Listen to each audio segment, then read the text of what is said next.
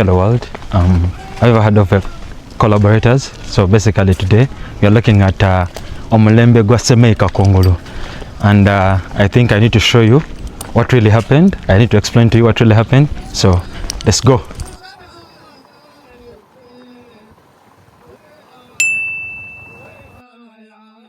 Semei Kakungulu was born in 1869 in Kochi.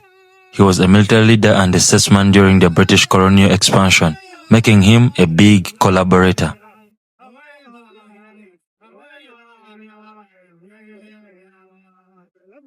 He also worked hand in hand with the British to conquer the further east of Bugisu and Busoga regions, where he planted more of the trees called Mivule tree.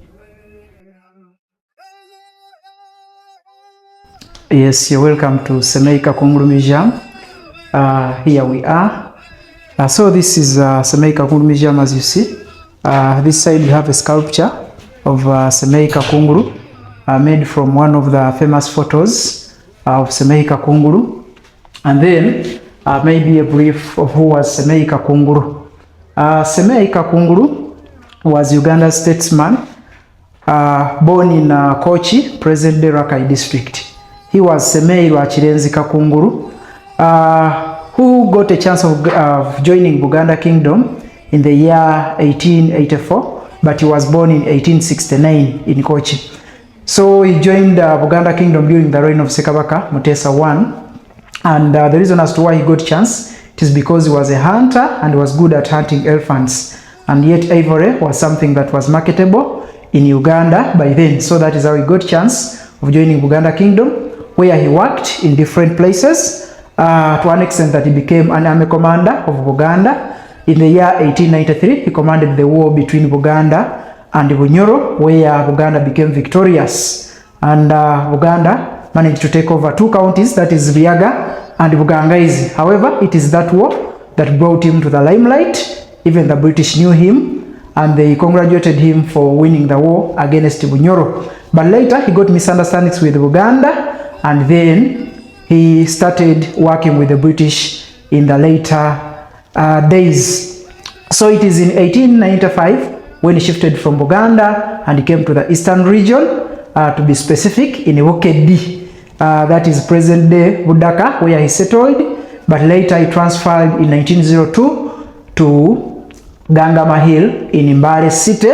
He's remembered for naming Mbale from one of the villages in Mpigi that is called Mbale, and also some of the villages get their names because of Semei Kakungulu. Like for example Kasamvu, where this museum is located, where they used to sound the drum and people were saying tugenda mu Kasamvu, because by that time casual labor was regarded as Kasamvu. So they used to say tugenda mu Kasamvu. That is how the village got its name, Kasamvu. And also Nkoma, he made a lamentation that Nkoma wano seyongerayo obusajja bwankuba. So one village is called Nkoma and then another one is called Busajja bwankuba.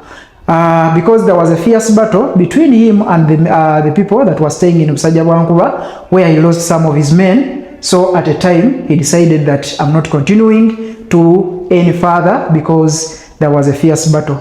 That is said as Busajja bwankuba. That is called Kungula.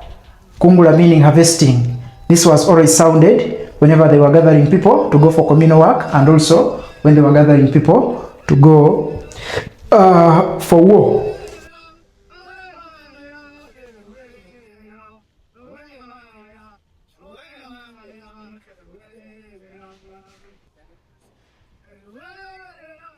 Main things, or the original things that were used by Semei Kakungulu. For example, his communicative drum that he used to move with, that was always carried by his personal assistant, which is that medium one. Then the smallest that represents him as a leader. Then the walking stick that he used to carry during special ceremonies, the command stick, a local walking stick, and then the walking stick of Victorian times that also doubles as a chair with a sharp ending that was always dipped in the ground, and then the metal could touch the ground. Then it opens up both sides, then we'll sit on it. Then his chair that he used to move with, that is believed that he got it from Teso. And then the skin that was used as a carpet near his bed, and then the spear that was used for security and also for hunting, trays and plates that he received from the British.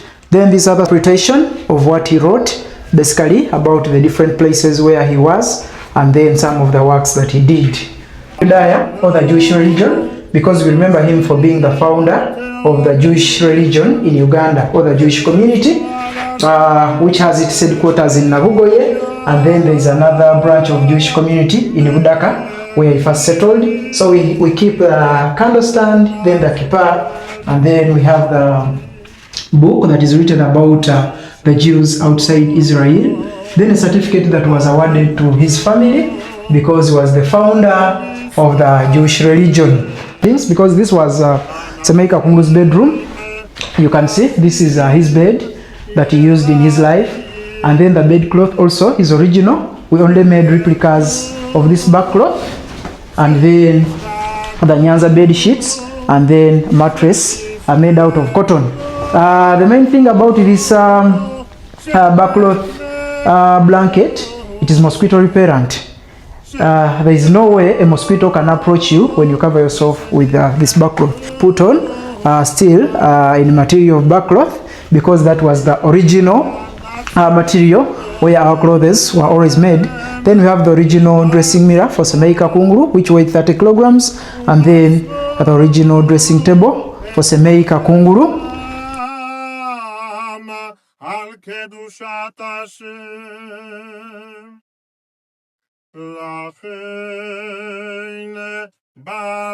Basically, we left it to show the original version of the house, how it was. Like for example, down it was bricks, and also even these bricks, how they were made, how they were joined.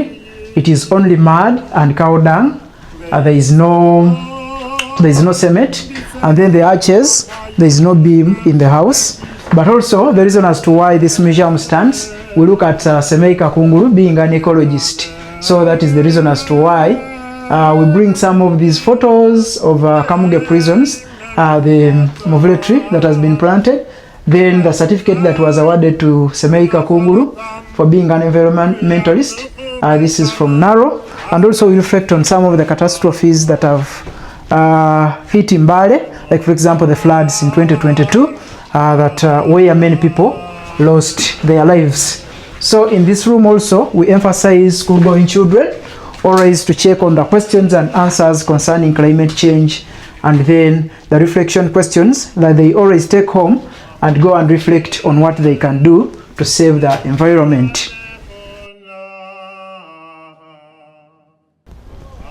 Guys, this is Mpomode. Yeah, this means I rest.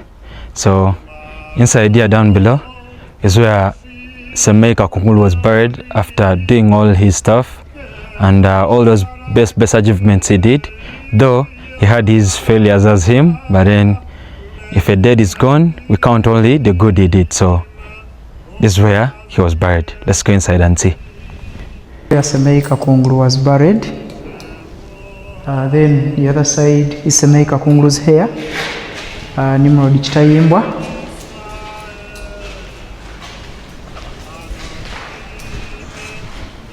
The spears that you're seeing, they represent, it is like a salutation for the wars that he fought and won.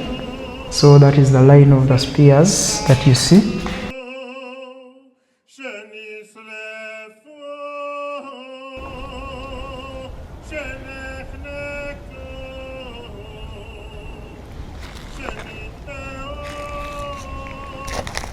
This is where he used to sit.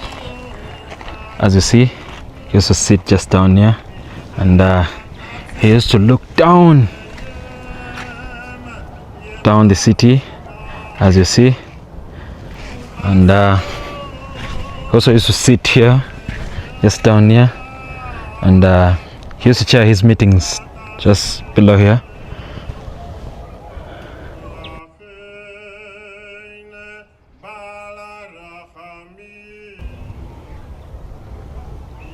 And as you read here, this Mbale tree is the only surviving one on this property. Kakungulu is largely remembered for planting the Mbale trees.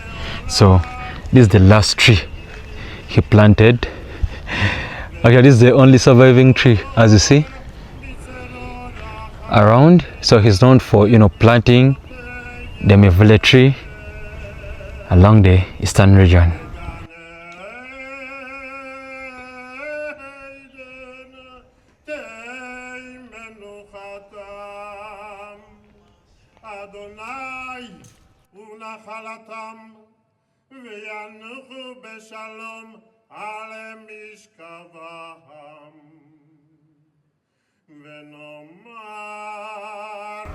As you see, he used to stand here, and this is the rock where he used to stand at, and down there, those are the Mbale hills where he used to, you know, watch his empire. Yeah, so this guy was a genius. Guys, this marks the end of the video of Semei Kakungulu. See you on the next one. Peace.